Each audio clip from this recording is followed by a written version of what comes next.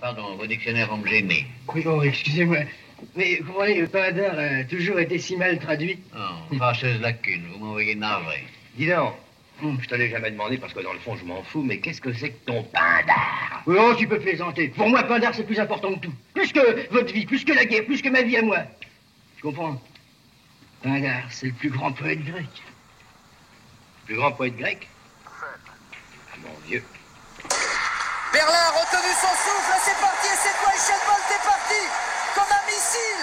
Usain Bolt qui est déjà en tête alors qu'à l'extérieur Crawford a résisté un petit peu. Allez Usain, allez mon vieux, Usain Bolt dans la dernière ligne droite. Stratosphérique, attention sur le chrono. 19 ans. Il l'a fait. Avec un vent légèrement défavorable. C'est pas vrai. Il l'a fait. Incroyable. Mais vraiment, je ne croyais pas un seul instant. Je pensais qu'il allait se contenter de gagner. Parce que les conditions... Oui, bien, nous venons d'assister à une victoire. Et évidemment, c'est quelque chose que Pindar a vu, a vécu. Mais il y a évidemment des différences par rapport à l'Antiquité. D'abord, le score. On ne s'intéressait pas au score dans l'Antiquité. C'est ce qui est surtout salué par les journalistes. 19-19. Ça sent mieux. C'est phénoménal. C'est phénoménal. Il y avait sans doute des journalistes, mais enfin, ce n'étaient pas les personnages les plus importants. Il y a surtout la joie de la victoire, bien entendu, et ça, je crois que c'est éternel. Qu'est-ce que l'on ressent quand on voit quelqu'un franchir une ligne? Moi, ça peut me faire venir les larmes aux yeux. On a une grande émotion, on a le souffle coupé.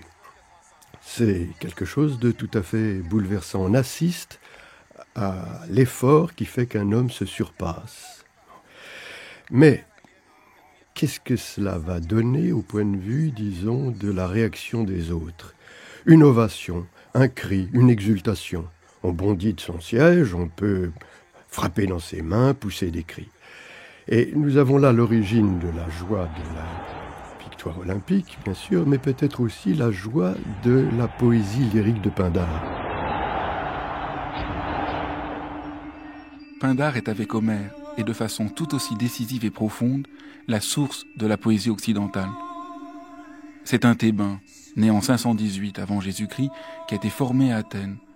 Il a été reconnu très jeune comme un immense poète, et dès cette époque, on a réclamé ses chants pour célébrer les victoires des athlètes. Sa vie se confond avec les commandes d'odes par les plus grands rois de son temps, qu'il accomplit, suscitant à chaque fois le même enthousiasme. Il est mort à Argos à l'âge de 80 ans.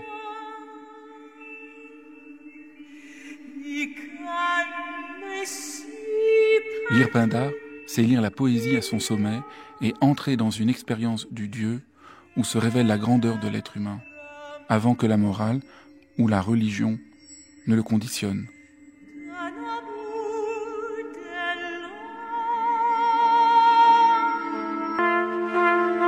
Aristun men hydor de crusos aetomenon pur.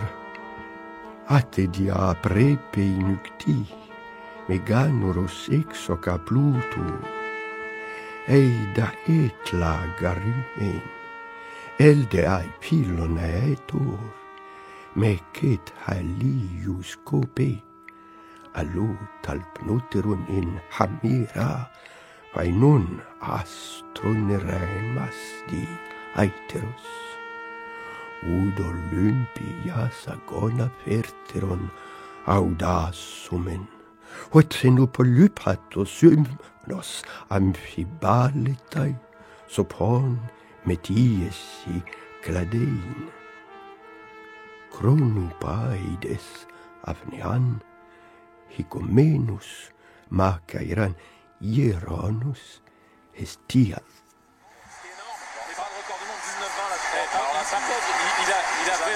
Par contre, il en avait envie parce qu'il a été jusqu'au bout. Là, il a parlé bien sûr, mais 19-19. Ce qui vraiment différencie le plus radicalement la performance de Bolt de la course d'un Grec, c'est que Usain Bolt, il court après le chronomètre. Et Et ce qu'on va noter, c'est le record qu'il va faire. Et au fond, pas du tout les gens contre qui il va courir. Alexis Lavis. Alors qu'évidemment, à Olympie, il n'y a pas de mesure du temps. On n'est pas du tout dans ce rapport-là. C'est vraiment les hommes libres sur la même ligne qui courent. Et il y en a un, effectivement, qui est vainqueur. Et ça remonte très très loin en Grèce. C'était ce qu'on appelait la pratique de l'agone, qui était un combat entre deux hommes nus et qui faisaient l'épreuve dans ce combat-là de vérité, de leur liberté. Et surtout, à mon avis, le point peut-être le plus étonnant, qui sépare encore plus radicalement le monde grec de notre monde, c'est qu'à la fin, on demande au sportif, à l'athlète, son avis sur sa performance. Alors que, en Grèce, c'est Pindare qui chante. On ne demande pas à l'athlète. L'athlète, il est muet face à sa victoire. C'est au poète de couronner. C'est le poète qui, en couronnant, accomplit même, on pourrait dire, la victoire.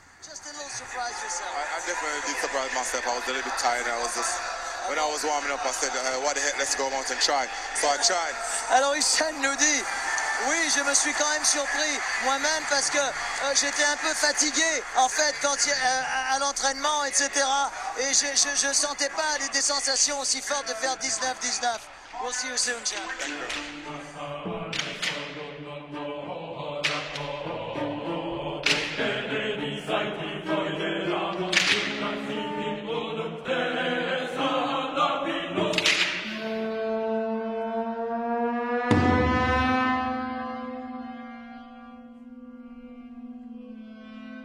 Il y a une expression de Paul Valéry qui est « le lyrisme est le développement d'une exclamation ». Jean-Paul Savignac.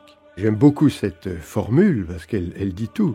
L'exclamation de la victoire, ça peut être bravo, hurrah, enfin ce cri sommaire, ou tralala même carrément. Et la joie se manifeste par quelque chose que l'on fait sortir de sa poitrine, un cri, une joie verbale. À partir de là, Pindare, lui, va faire une offrande de paroles.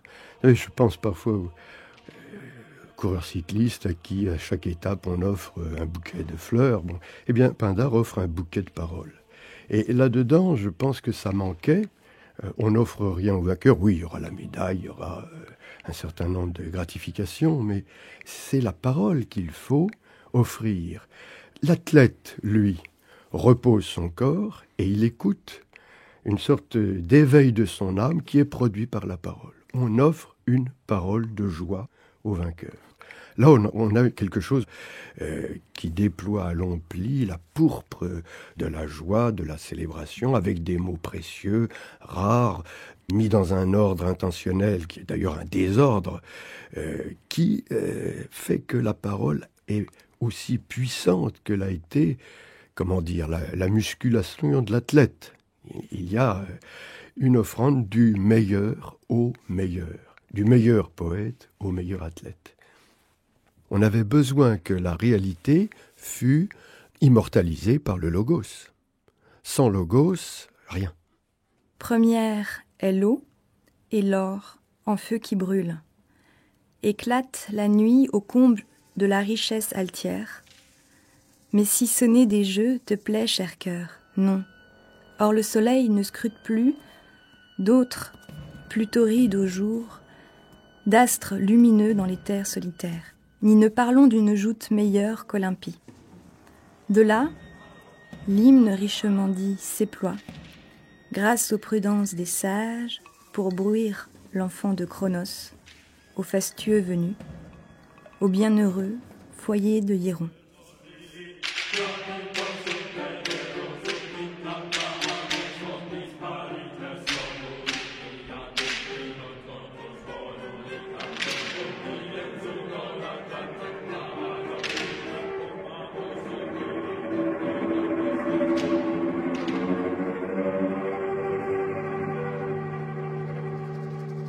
Il y a, chez Pindare, c'est d'ailleurs presque partout la même chose, il y a toujours cette idée d'éclat lumineux. On n'est pas dans l'obscurité, dans le sombre, dans le brumeux, non, on est toujours dans le solaire, l'éclatant, le stellaire, le diamant. Tout cela parce que on est dans ce qui culmine, on est dans un sommet, à la cime de l'exploit athlétique qui conduit l'athlète d'ailleurs à être à la cime de l'humanité. Il est un de ces êtres humains qui sont comme les rois et les poètes, athlètes, rois et poètes, sont au bord de la perfection. Pindare a d'ailleurs traduit cela religieusement en disant que leur âme subissait en ce monde une dernière incarnation avant de rejoindre la patrie stellaire qui est l'étoile, lieu où vit l'âme. Ce qui est frappant, Jean-Paul Savignac, c'est le souci très étonnant pour nous chez Pindare de célébrer la gloire qui est, disons, le sommet de l'existence. Oui, c'est le sommet de l'existence depuis que Homère a parlé d'Achille, parce que Homère est le grand modèle, évidemment. Vous savez qu'il était réservé à Achille soit une vie obscure et longue, soit une vie éclatante et brève. Achille a choisi la gloire. Et on peut dire que la noble humeur des Grecs, c'est de choisir la gloire, le kléos. D'où les noms d'ailleurs en clès que nous avons dans la langue grecque et dans les noms propres grecs. Héraclès étant le premier, gloire d'Héra. Mais on a des Périclès, des Sophoclès, des Mégaclès sans arrêt, qui montrent que dans la psyché, dans la pensée grecque, le but essentiel, c'est d'atteindre la gloire, qui est la compensation de la mortalité. Les hommes sont célébrés par un éloge, le mot existe, les dieux sont célébrés par l'hymne. Eh bien, Pindare a célébré les hommes par l'hymne.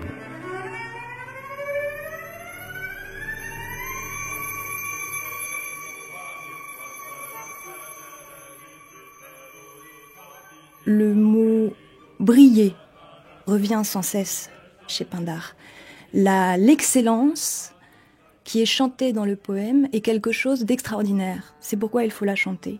L'excellence est un moment où l'existence humaine parvient à briller en rencontrant un dieu. Les dieux ont besoin des hommes qui excellent pour se distinguer dans le monde. Adéline Froidecourt. Pindare parle des dieux 2 fois au moins en nommant le ciel de bronze. Le ciel de bronze brille d'un éclat indifférencié tant que nul n'excelle. Il faut qu'un être humain excelle pour que l'on puisse rattacher cette victoire à une faveur divine qui sera chantée dans le poème et qui permet justement de rappeler les dieux en les singularisant. Autrement dit, on va chanter Zeus par exemple, Artémis, qui ne sont plus des dieux indifférenciés dans le ciel de bronze. Mais si on essaie d'aller de manière encore plus simple, qu'est-ce que c'est ces dieux ? Les dieux grecs appartiennent au monde. Ils ne sont pas dans un au-delà, ils appartiennent au monde où ils se phénoménalisent à travers ce qui a lieu dans le monde.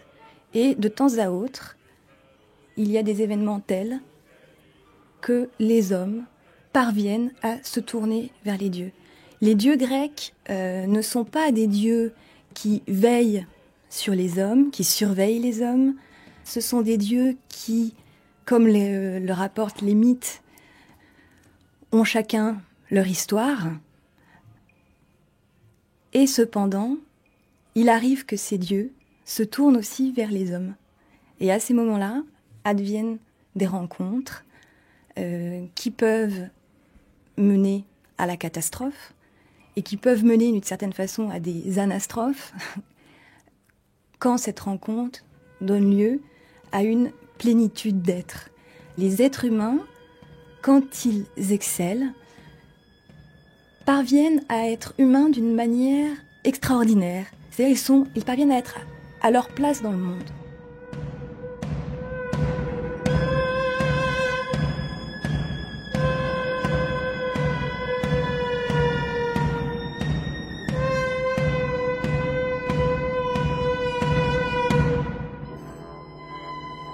Pindare consacre son ode, elle est offerte à un dédicataire, mais il la consacre au Dieu. De même que les athlètes consacraient l'objet fétiche presque qui les avait amenés à vaincre. C'est ainsi que dans le temple de Delphes, Jean-Paul Savignac, il y avait suspendu au mur une multitude de bandeaux d'athlètes vainqueurs. Autrement dit, l'athlète qui avait vaincu, qui portait donc un bandeau autour des cheveux, offrait ce bandeau au dieu, on suspendait le bandeau au plafond. Mais en fait, il faut aussi se dire que cet homme qui court, il ne court pas pour lui-même. À l'origine, et c'est dans le chant 23 de l'Iliade qu'on trouve ça, on court pour offrir sa force à un mort. Le culte olympique est à l'origine un culte autour du tombeau de Pélops. Quand Patrocle, je reviens à l'épopée d'Homère, quand Patrocle meurt, on offre à Patrocle, avant de le brûler sur le bûcher, on offre, alors on coupe des cheveux, les Achéens coupent leurs cheveux et les offrent, et ensuite il y a des jeux funèbres, c'est-à-dire que l'effort, le meilleur que le vivant puisse offrir, c'est-à-dire son effort qui l'amène à se surpasser, est en fait offert à un mort. On offre de la vie aux morts. De toute façon, lorsque, encore aujourd'hui, les gens vont poser un pot de chrysanthème sur une tombe, ils offrent de la vie florale à un mort. Voilà à l'origine ce que c'est qu'un exploit athlétique.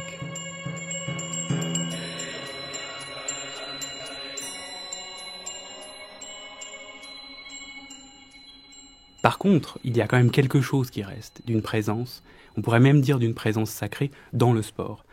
Alors je prendrais peut-être une autre image ou un autre événement Alexis Lavis, que la course de Bolt, même si la course de Bolt le montre un peu, notamment dans la facilité avec laquelle Bolt gagne. Il y a quelque chose là qui est étonnant. Et on pourrait dire, ça ne lui appartient même plus. Mais pour reprendre un exemple qui parlera certainement plus, c'était donc lors d'un événement sportif, l'US Open, récent, et Djokovic était opposé à Federer.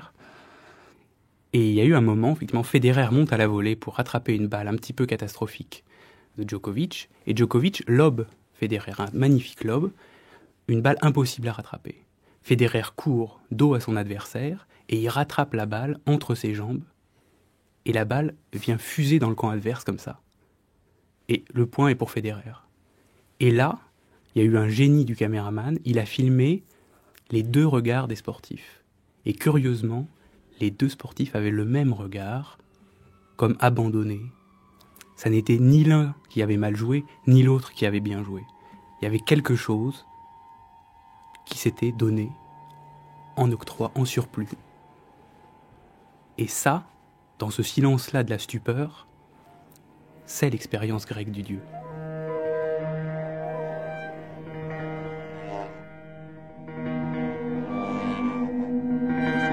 Lumière est l'eau, et l'or en feu qui brûle, éclate la nuit au comble de la richesse altière.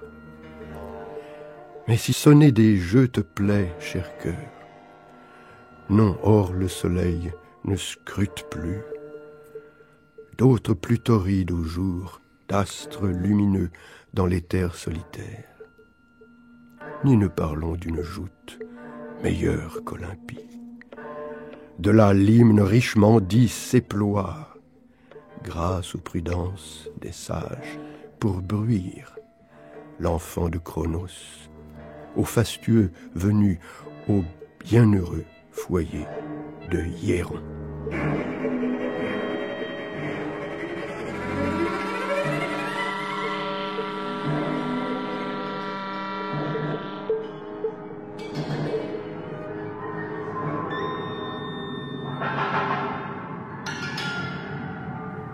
C'est véritablement quelque chose de très concret. Les dieux grecs ne sont pas une élucubration archaïque. Non, c'est vraiment une expérience qu'on peut faire encore maintenant. Et Federer et Djokovic, ainsi que tous les téléspectateurs qui ont vu ça, ils ont fait là l'expérience du dieu sans pouvoir évidemment la nommer.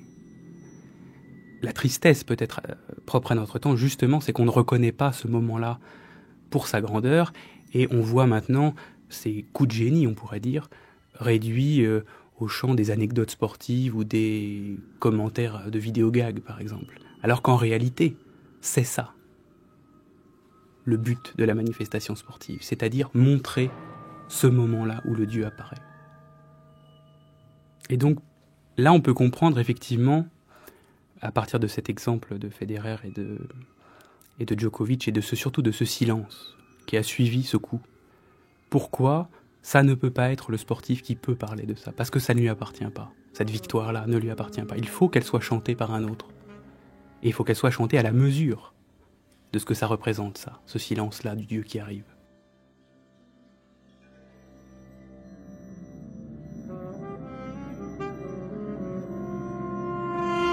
Aristun men hydor de crusos aitominon pur. Atedia prepe inukti, meganuros exoca plutu.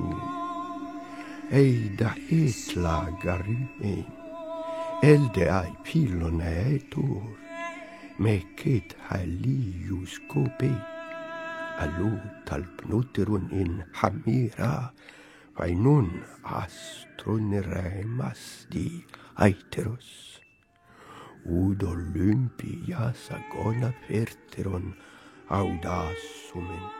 Ot xenopolypatos synos amphibanetai sopron metiesi gladein.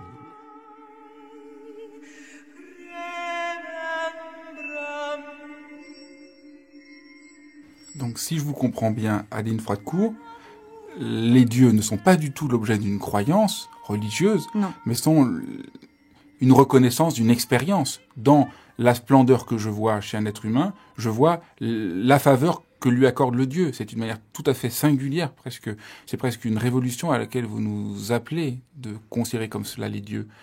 Ça va même à l'encontre de tout ce qu'on apprend dans tous les livres sur les dieux grecs. On les présente comme ayant leur vie, donc il y a Apollon qui serait le dieu de telle chose, oui. Et donc c'est pas du tout de ça dont vous nous parlez de Dieu comme une expérience.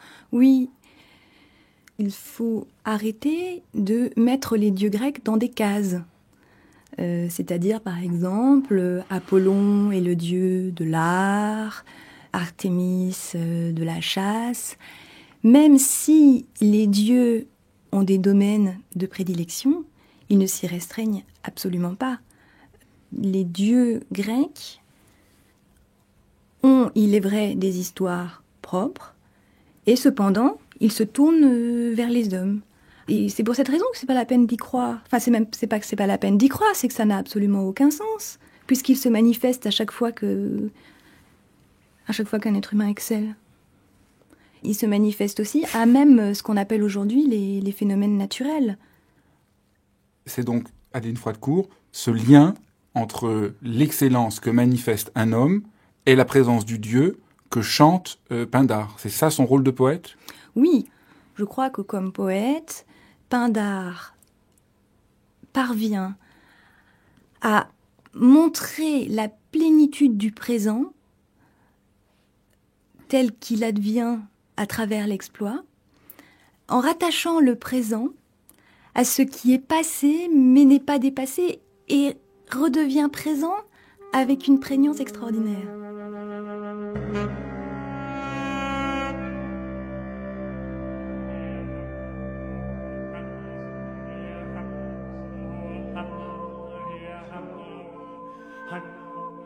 Est-ce que nous pourrions, Jean-Paul Savignac, essayer de décrire la structure de l'ode ? Oh oui, très simplement. Je pense que Pindare était obligé. Il était payé, donc il fallait bien qu'il fît plaisir. Il était obligé de célébrer, bien sûr, le vainqueur, donc de le nommer. Et il le nomme. Dans la strophe que j'ai lue tout à l'heure, au début, il y avait le nom de Hiéron. On nomme le vainqueur, on nomme sa famille, on nomme sa cité. Assez rapidement, tout cela est dit. On peut décrire un peu la cité, si elle a quelque chose d'assez remarquable. Une grande allée d'allées, par exemple, pour Cyrène. Ensuite, on développe des lieux communs, des proverbes qui font partie intégrante de l'ode.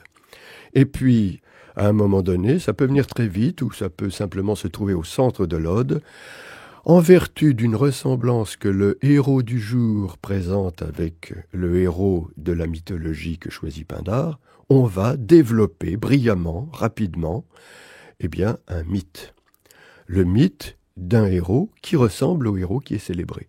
Alors il lui ressemble parfois simplement parce qu'il a accompli à peu près le même exploit, mais il peut aussi lui ressembler parce qu'il est son descendant.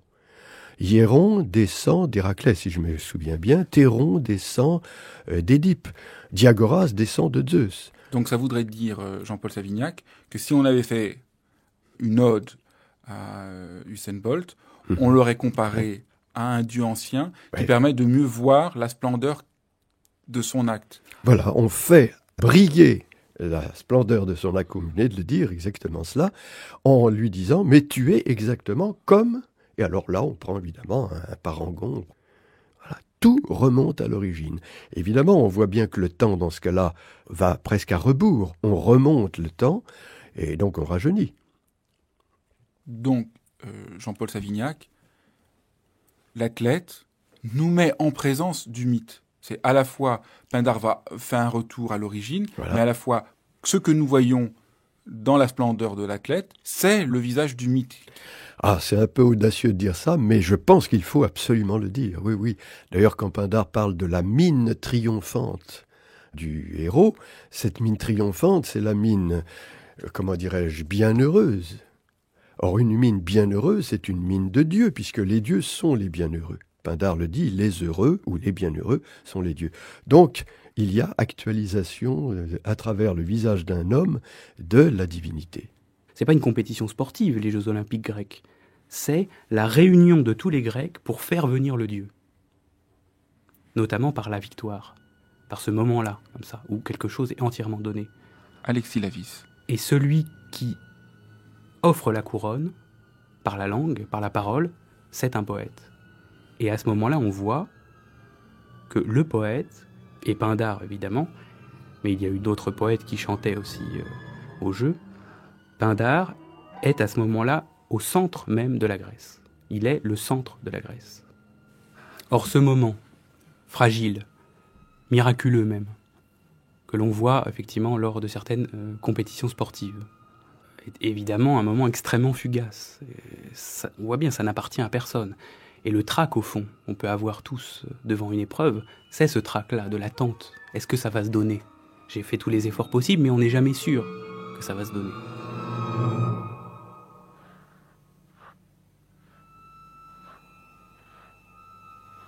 Et je crois qu'à partir de ça, on peut comprendre ce thème récurrent chez Pindare, qui est la mise en garde contre ce que les Grecs appellent l'hubris, la démesure. Ça n'est pas du tout une entente morale. L'hubris, c'est ramener à soi le mérite du Dieu. C'est-à-dire ce moment-là de miracle, où Federer met cette balle inouïe. Si Federer, à ce moment-là, avait dit « Ah, qu'est-ce que je suis fort !» c'était vraiment indigne. Et je crois que tout le monde aurait dit « C'est indigne ». Et voilà, c'est ça l'expérience de l'hubris. Si Hiéron, qui vint à la course de chars, dit « Ah, regardez comme je suis fort », c'est horrible. Il ne peut pas dire ça. Le Dieu disparaît au moment où il le dit. Et l'hubris, c'est le sacrilège. Il ne faut pas entendre les dieux ou Dieu avec une majuscule. Il s'agit d'entendre ce que c'est que le Dieu, comme phénomène. Quand on dit les dieux, quand on dit Dieu, on réduit au fond l'expérience du Dieu à un problème comptable. Il y a un Dieu, il y en a plusieurs. Au fond, on est réduit à courir devant le chronomètre, comme Usain Bolt tout à l'heure. Non, l'expérience du Dieu est très réelle. Et on la voit encore maintenant, tous. Mais les Grecs ont trouvé une façon, peut-être moins hasardeuse, peut-être plus pensée, de faire venir le Dieu. Et ça s'appelle le mythe. C'est la façon qu'ont trouvé les Grecs de mettre le Dieu en présence, de lui ouvrir l'espace pour sa venue, à même la langue. Et le mythe n'est pas une prière, le mythe n'est pas une invocation, le mythe c'est juste le récit, on pourra dire même factuel, du Dieu qui vient.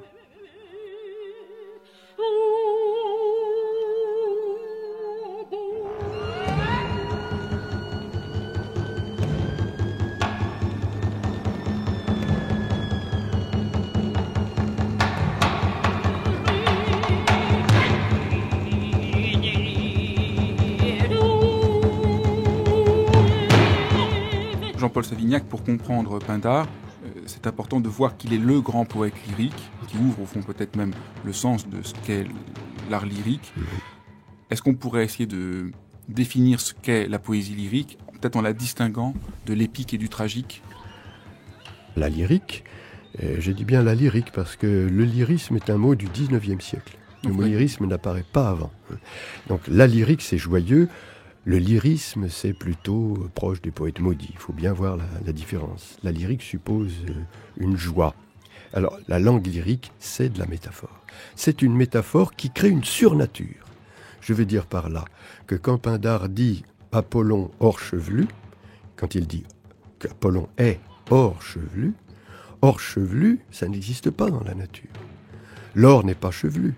Les cheveux ne sont pas d'or. Et il ne faut pas croire qu'Apollon hors chevelu, ça veut dire Apollon dont les cheveux sont de l'or. Non, l'or devient chevelu et la chevelure devient de l'or.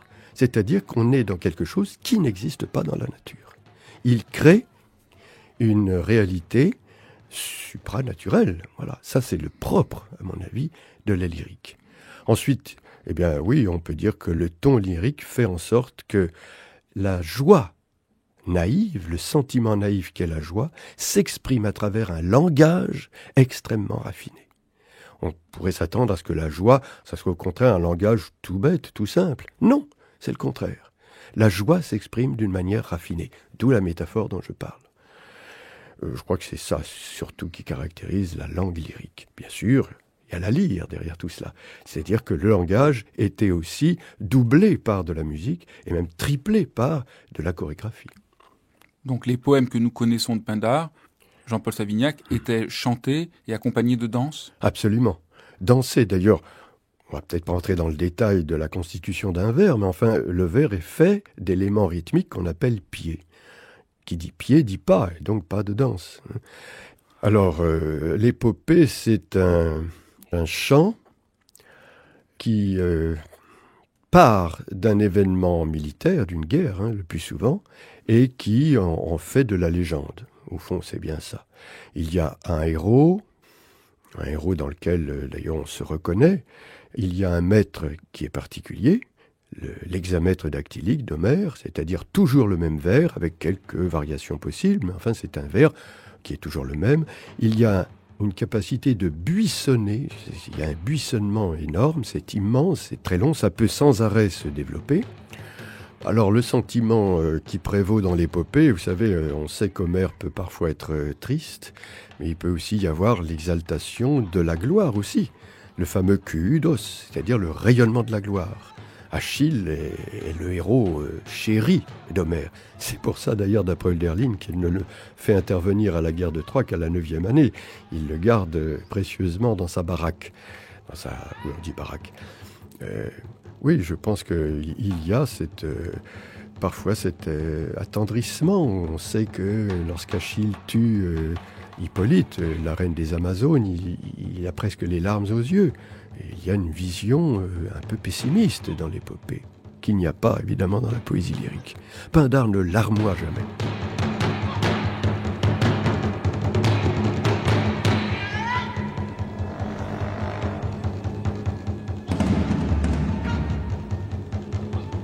L'une des caractéristiques de la parole chantée, c'est qu'elle vibre.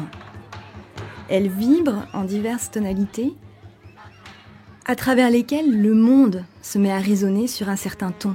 Adéline Froidecourt. Le monde a besoin de la musique pour devenir monde. Le monde doit être chanté. Les dieux qui vont honorer en parole et en musique le monde, ce sont les muses. Les muses à partir desquelles chante le poète. Le poète ne cesse d'invoquer les muses. Les muses ne sont pas invoquées pour avoir des bonnes idées. Les muses sont invoquées dans la mesure où elles permettent au poète de parler à partir d'une parole qui lui vient, à partir d'un rythme qui lui vient. Voilà. Première est l'eau, et l'or, en feu qui brûle, éclate la nuit au comble de la richesse altière. Mais si sonner des jeux te plaît, cher cœur, non, Or le soleil ne scrute plus d'autres, plus torrides au jour, d'astres lumineux dans les terres solitaires.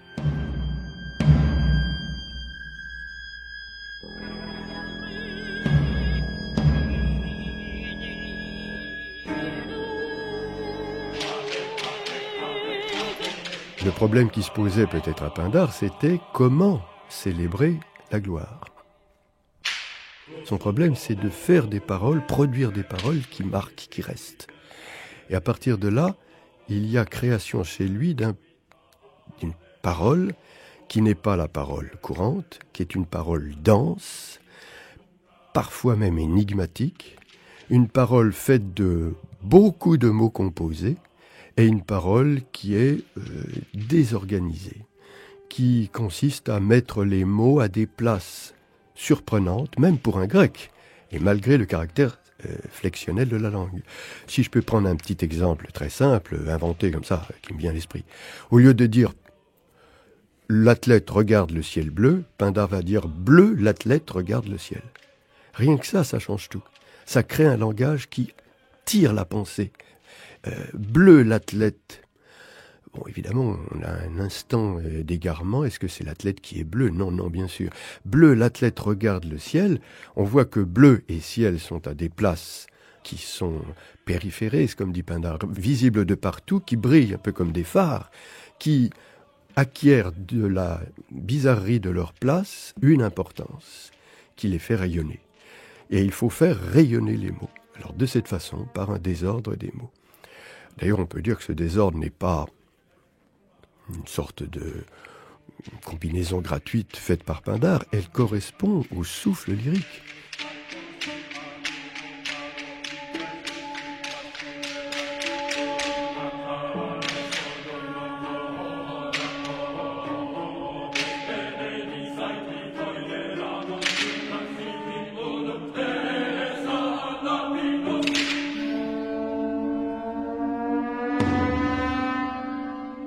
La poésie lyrique est le chant d'un souffle. On aime de tout son cœur, de toute son âme, de tout son souffle. Et l'ode est une déclaration d'amour socialisé à l'athlète. Et cet amour, évidemment, consiste à dire des choses très agréables pour l'athlète, mais à les dire d'une façon telle que on sent que c'est une œuvre d'art, que c'est comme un vitrail. Enfin, les mots sont choisis comme les morceaux de verre sont choisis dans le vitrail. Ça brille. Et il faut faire briller le nom de l'athlète. Alors Pindare le dit, les muses, les grâces t'enflamment ou enflamment ton nom.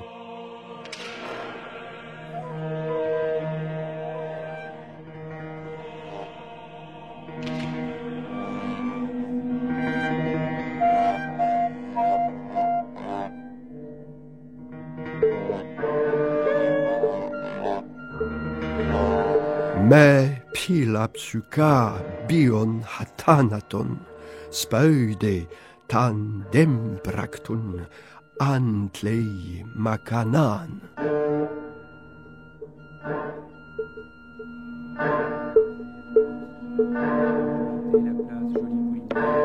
Chantable reine, grâce de la radieuse Ercomène, veilleuse des miliens ancestraux, écoutez, car je vous prie, puisqu'avec vous les joies et les douceurs s'éclosent toutes aux mortels, pour être un sage, pour être beau, pour être homme éclatant.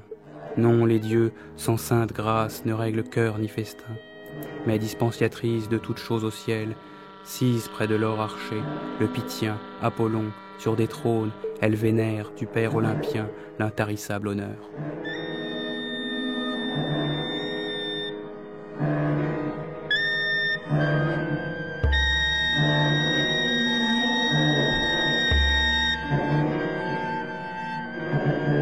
La traduction de Savignac est en sens propre un événement. Pindare est un poète difficile, très difficile, et quand cette traduction est sortie, on a dit mais comment se fait-il que la poésie puisse allier de tels néologismes ? Ce ne sont pas des néologismes, ce sont des mots qui habituellement ne sont pas assemblés, qui sont ici assemblés par le traducteur pour essayer d'être proches du grec. Alors, la traduction Savignac est parfois un peu troublante parce qu'on croit spontanément que la poésie, ça doit être quelque chose qui se lit très rapidement, comme on lit un article de journal. Alors évidemment, Pindare, c'est pas quelque chose qu'on peut lire rapidement. Et la traduction de Savignac, d'une certaine façon, plutôt que de lisser les difficultés, elle les indique. Autrement dit, c'est une traduction qui n'est pas facile à lire. Mais c'est une traduction qui a ceci d'honnête qu'elle montre quelles sont les difficultés. Autrement dit, c'est une traduction qui ne flatte pas le lecteur en lui faisant croire qu'il peut tout comprendre à Pindare. C'est une traduction qui, au contraire, fait sentir au lecteur combien nous sommes loin du monde grec. Et en quoi elle a un événement ? C'est un événement parce qu'auparavant, il y avait une traduction, la traduction la plus connue, qui était la traduction d'Aimé Pouèche, qui est remarquable, mais c'est une traduction qui est plus une réécriture qu'une traduction, si vous voulez. C'est une traduction qui est presque trop belle, trop agréable à lire. Un peu romantique. Disons qu'il y a beaucoup de mots qui sont ajoutés, et puis tout ce qui peut sembler complètement déroutant pour nous est lissé. Ça disparaît du texte. Par exemple, si vous voulez, si on reprend là le texte que nous venons de voir, « Mais si sonner des jeux te plaît, cher cœur », sonner des jeux, c'est une expression qu'on n'emploierait pas, nous, dans la vie. Ça correspond exactement au grec. Les jeux sont sonnés, c'est-à-dire ils vont se mettre à résonner. Alors, je crois que Pouèche traduit ici par « chanter des jeux » ou quelque chose comme ça. C'est pas exactement le verbe « chanter » en grec, c'est encore autre chose. Donc il s'agit de faire entendre la richesse du grec en ce qu'elle a de déconcertante pour nous. L'exil de la poésie est lourd parce que la poésie comme littérature, c'est confiner le chant au salon. C'est confiner le chant à l'intimité, au petit, au secret. Alors que là, c'est totalement ouvert, totalement manifeste. Ça se chante, ça se scande et on pourrait dire un peu, on y va. Pindare, il n'a pas peur. Mais ce n'est pas une question de caractère. Il est à sa place, donc il peut chanter. Et curieusement, pourtant, le secret de son chant qui est au fond, c'est ça. Ce mot juste placé sur le silence, il est valable pour tout poème. Même si maintenant, on est moins à la hauteur de la parole poétique et de son lieu propre.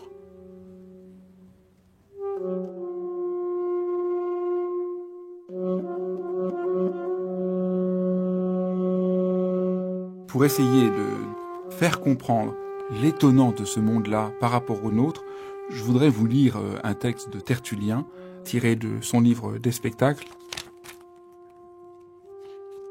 L'origine des combats athlétiques est à peu près la même que celle des autres jeux. Aussi les divise-t-on en jeux funèbres et sacrés, là dédiés aux morts, ici aux dieux des nations, de là leur titre idolatrique. Les Jeux olympiques honorent Jupiter, à Rome il se nomme Capitolin, Apollon à ses jeux Pythin, Hercule c'est Néméen. Quant aux autres, ils se célèbrent à la mémoire des morts. Qu'y a-t-il d'étonnant que l'idolâtrie souille l'appareil de ces jeux ? J'y vois des couronnes profanes, des pontifes y président, des prêtres y sont députés par leur collège. Vous ne parviendrez jamais à approuver ces courses insensées, ces efforts pour lancer le disque et ces sauts non moins extravagants. Jamais vous ne louerez cette vigueur inutile ou fatale, encore moins cette science qui travaille à nous donner un corps nouveau, comme pour réformer l'œuvre de Dieu. Non, non, vous haïrez ces hommes. Les sciences et la poésie vous charment, dites-vous ? Eh bien, nous avons assez de beaux monuments, assez de vers, assez de maximes, assez de cantiques, assez de chœurs sacrés. Il ne s'agit point ici de fables, mais de vérités saintes, de frivolités ridicules, mais de sentences aussi simples qu'elles sont pures. Voulez-vous des combats et des luttes ?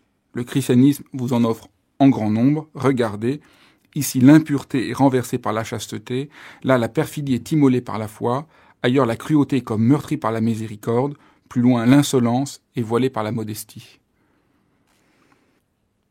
Oui, on reconnaît bien Tertullien, qui avait dit aussi que le déluge était la grande lessive de l'univers. On sent celui qui veut lessiver. Bon, bien sûr, c'est sinistre, enfin, je pense que c'est polémique. Bon, à l'époque, on peut admettre qu'il ait pu dire cela, puisqu'on est à une charnière, où on essaye d'imposer un christianisme qui ira vers les mortifications du Moyen-Âge et toute cette horreur, quoi. Non, ce qu'il faut, c'est voir que la glorification du corps est quelque chose qu'il faut pratiquer, parce qu'on est heureux, voilà. Et le bonheur n'est pas à chercher dans l'au-delà, il est à chercher tout de suite ici sur terre. Et c'est ce que Pindare dit. Pindare dit « Le bonheur, la joie journelle pour un mortel, c'est ce qu'il y a de mieux. » Et il ne faut pas se bannir de la joie. Non, c'est un texte, eh bien, vous l'avez vraiment choisi, mais c'est un texte effroyable, abominable, condamnable, lui qui condamne tellement la beauté. Mais j'ai cité ce texte parce que il me semble que nous sommes prisonniers un peu de cette lecture-là qui nous empêche de voir vraiment ce qu'il s'agit dans le monde grec et de voir, par exemple, la dimension entièrement sacrée dans la présence la plus manifeste, là où, pour nous, on aurait tendance à le voir comme dans un au-delà. Oui, absolument. Il y a quelque chose de sacré. Mais je vous dis, quand on est dans l'état d'exultation, quand on a les yeux qui sont mouillés de larmes, et il y a là un état qui est, on pourrait presque dire, mystique, et qu'il faudrait substituer au mysticisme chrétien, bien sûr. Mais nous sommes écrasés encore par cette vision mortifiante du christianisme. Ah oui, là, c'est un texte romain. Là, on voit, mon Dieu, là, les dieux sont morts. Ou alors, pour être peut-être plus précis, les dieux ont quitté le monde dans lequel Tertullien parle, et lui les assassine. Il s'en prend à des cadavres. Là, c'est vraiment difficile. On voit bien qu'effectivement, dans un monde dans lequel les dieux, c'est-à-dire l'expérience du Dieu dont j'ai parlé tout à l'heure, s'est absentée, on l'a perdu de vue, on ne reconnaît plus que ce moment-là, c'est le Dieu. Effectivement, on va dans cette direction-là, puisqu'on a construit une mythologie, et non pas le mythe, une mythologie, c'est-à-dire des récits qui racontent des choses, bon, très bien. Et on ne voit pas pourquoi, effectivement, à la gloire figée du Dieu dessiné, il faudrait ajouter des gens qui s'escriment à faire courir partout et à manifester leurs égos. Parce que si le Dieu a disparu, eh ben le stade, au fond, n'est plus qu'une manifestation excentrique d'égos surdimensionnés, de narcissiques un peu malades. Pourquoi court-il comme ça pour un bref instant de gloire ?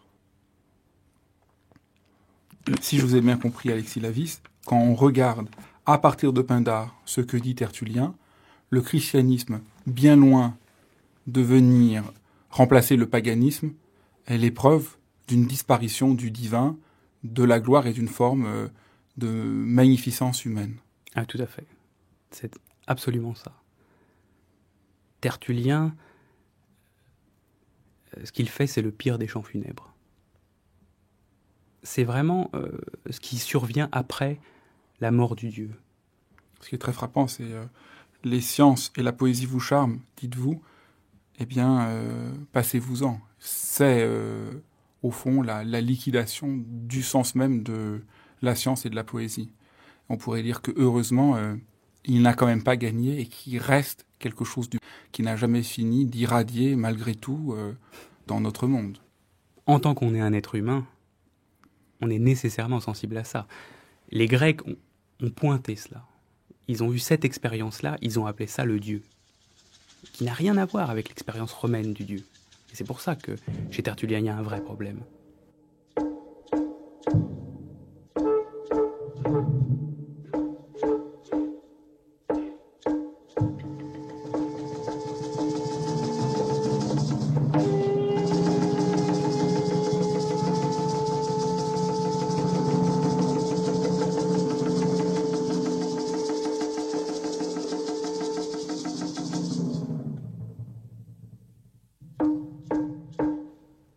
Les jeux adviennent à une époque où il n'y a pas encore de séparation entre l'âme et le corps. Donc les jeux ne sont pas des victoires physiques. C'est l'entièreté de l'être humain qui se manifeste de la manière la plus pleinement humaine. Mais ce qui est très surprenant de ce que vous dites, Adeline Fradcourt, c'est que la manière d'apprendre à être un être humain se donne dans l'excellence. Pour nous, c'est très étonnant parce qu'on a l'impression que pour apprendre à être un être humain, il nous faut soit la morale, soit la philosophie. Mais on a du mal à imaginer qu'on peut apprendre à être un être humain dans les Jeux Olympiques. Oui, alors ça, c'est très intéressant parce qu'en plus, vous avez parlé de philosophie. Pindare est un poète qui précède la naissance de la philosophie, enfin, qui précède Platon, du moins, qui est contemporain de ce qu'on appelle les présocratiques. Donc c'est un poète qui arrive avant Socrate, avant Platon, c'est-à-dire avant la naissance de la morale. Pindare ne pose pas cette question et ne cherche pas à y répondre. Simplement, il indique, à travers ses chants, il signale la façon dont les êtres humains peuvent parvenir de façon extraordinaire à une plénitude d'être. Le propos de Pindare, qui pense le plus profondément l'existence humaine, c'est le fameux vers « Deviens qui tu es », deviens celui que tu es par savoir.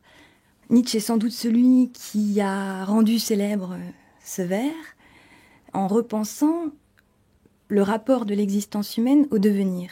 Et ce qui est extraordinaire, c'est que, donc, deviens qui tu es, dans ce vers, l'existence humaine, l'être de l'être humain, n'est pas quelque chose qui pourrait être acquis, quelque chose qui pourrait être inné.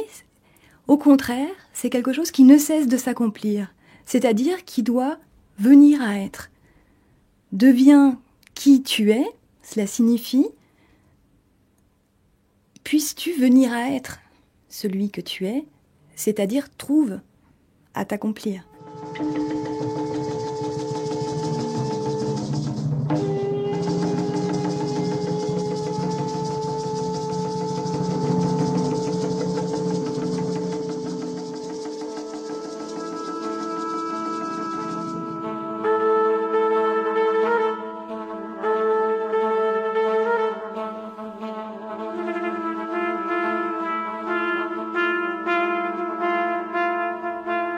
Le Dieu se porte sur une personne, qu'importe qui elle est.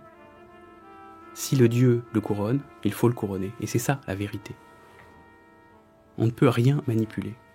Et c'est très curieux le destin qu'a eu Pindare. Notamment, je pense à cette phrase de Voltaire qui dit « Pindare le boursouflé ». Au fond, on ne peut dire une phrase comme ça que quand on a perdu de vue les dieux. Et la poésie. Mais Voltaire n'avait pas grand rapport à la poésie, comme on le sait. En tout cas, là, c'est un fait. Mais même, au fond, indépendamment de Voltaire, même Montaigne dit, c'est le premier à employer le mot pindariser, le verbe pindariser, pour dire, bon, il en fait un peu trop. Mais je crois que Pindare n'en fait pas trop, il est vraiment à la mesure de l'événement, c'est-à-dire de cette venue du Dieu, et il trouve les mots. C'est quoi le statut de Pindare? C'est ça. C'est celui qui est capable de parler dans ce moment-là, et d'être à la hauteur. Voilà pourquoi c'est peut-être le plus grand poète d'Occident. Il est à la mesure du Dieu. Et la proposition « il est à la mesure du Dieu » n'est pas qu'une idée en l'air. Dans la vie de Pindare, il est marqué, dans une des vies de Pindare, parce qu'il y en a eu plusieurs, il est marqué très clairement, Pindare, outre le fait d'être un grand poète, était aimé des dieux, et pour preuve de cela, Pan, le dieu Pan, a chanté ses vers sur l'Hélicon. L'Hélicon, c'est-à-dire la montagne des Muses. C'est-à-dire il a été chanté par un dieu lui-même. Et au-delà de ça encore, s'il nous fallait encore des preuves, à Delphes, lorsque le prêtre sonnait la fermeture du temple, à chaque fois, chaque jour que Pindare soit là ou pas, il disait « Et maintenant Pindare peut participer au festin des dieux ». C'est-à-dire que la part des offrandes consacrées aux dieux était offerte à Pindare. Voilà pourquoi j'ai ce sentiment que peut-être Pindare est le plus grand poète d'Occident parce que il est au fond le seul poète qui était vraiment à sa place. C'est-à-dire celui qui chante sur ce silence du Dieu. De tout un tas de nouvelles absolument délicieuses, Truman Capote, dont nous essaierons de tracer un portrait différent de l'image d'habituel dandy qui lui est associée. En attendant, je vous souhaite une très bonne semaine et vous laisse en compagnie de Toufik Hakem et de Jacques Munier. Et de Jacques Munier. Et de Jacques Munier. Et de Jacques Munier. Et de Jacques Munier. Et de Jacques Munier. Et de Jacques Munier. Jacques Munier.